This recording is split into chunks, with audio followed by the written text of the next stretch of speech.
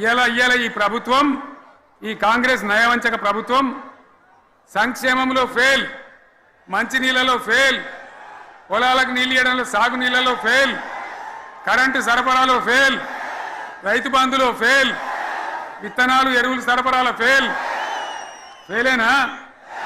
ధాన్యం కొనుగోళ్లలో ఫెయిల్, పల్లెలు పట్టణాల అభివృద్ధిలో ఫెయిల్, భూముల ధరలు పెంచడంలో ఫెయిల్. ఏందయ్యా వైఫల్యం?